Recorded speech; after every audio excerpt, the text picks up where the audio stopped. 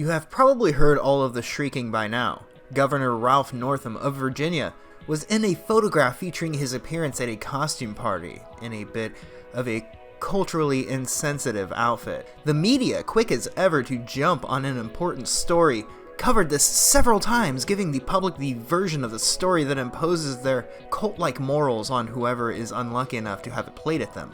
Propaganda is supposed to be at least entertaining, after all. Well, first of all, I wanted to take a special moment in the beginning to roast CNN once more.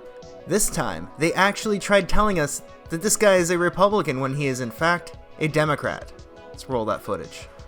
Earlier today, I released a statement apologizing for behavior in my past that falls far short of the standard you set for me. I am deeply sorry. I cannot change the decisions I made. There is something about all of this hysteria that speaks volumes about the people who have gotten so worked up over this. Just a day or so prior to this photo going around, Governor Northam was on a radio show, and I think it's best to let the clip speak for itself. No exception. There was a very contentious committee hearing yesterday when Fairfax County Delegate Kathy Tran made her case for lifting restrictions on third trimester abortions as well as other restrictions now in place. How late in the third trimester could a physician perform an abortion if he indicated it would impair the mental health of the woman? Or physical health. Okay. Okay. I'm talking about the mental health. So, through the third trimester. The third trimester goes all the way up to 40 weeks. Okay, but to the end of the third trimester. Yep, I don't think we have a limit in the bill. So,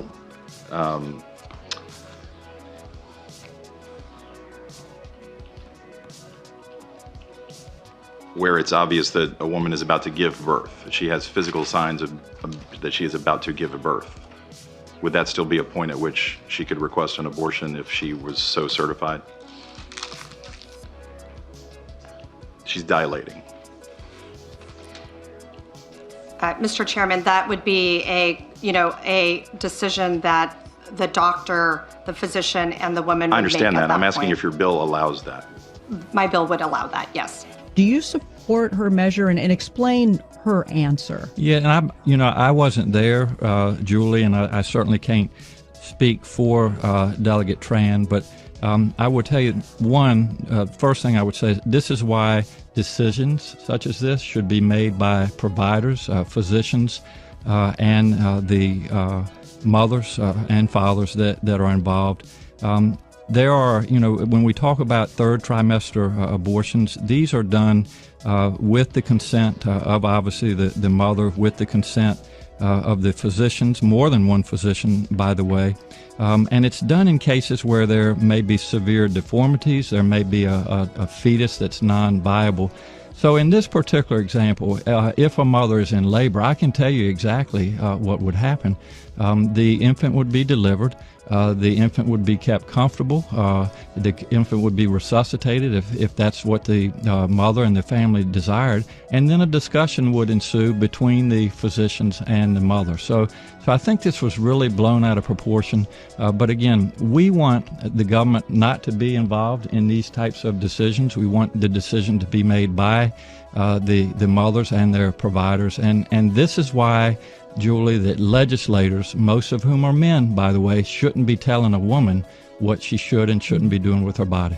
And do you think multiple physicians should have to weigh in, as is currently required? She's trying to lift that requirement. Well, I think it's always good to get a second opinion, and for at least two providers to be involved in that decision, because these decisions shouldn't be taken lightly. And so, I would certainly support more than one provider. All right, If you didn't catch that, this bill legalizes post-birth procedures. If you aren't familiar with the terminology, it would mean this woman would give birth, and then doctors and the mother would have a discussion about this healthy child and its potential future.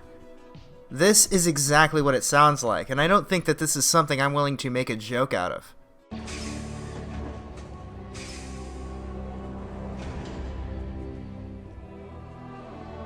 Masters, there are too many of them. What are we going to do?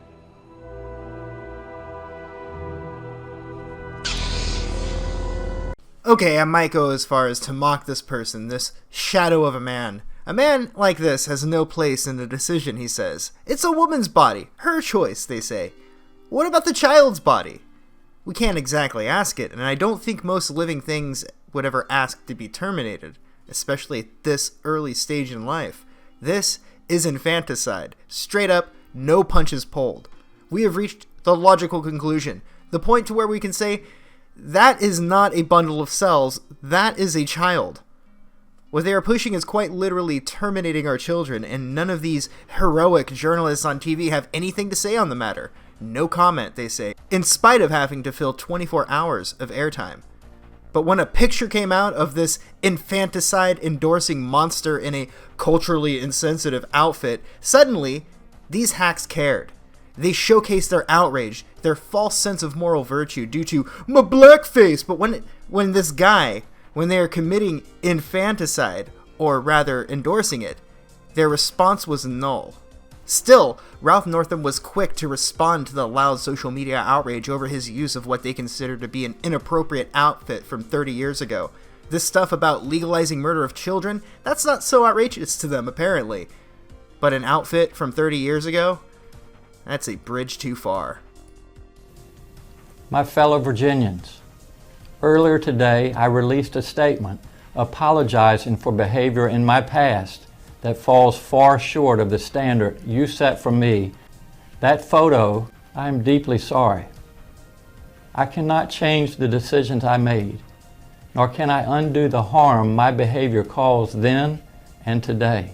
I am committed to continuing that fight through the remainder of my term and living up to the expectations you set for me when you elected me to serve. Thank you. He's sorry, everyone. Well, Governor, I don't know if that's gonna work.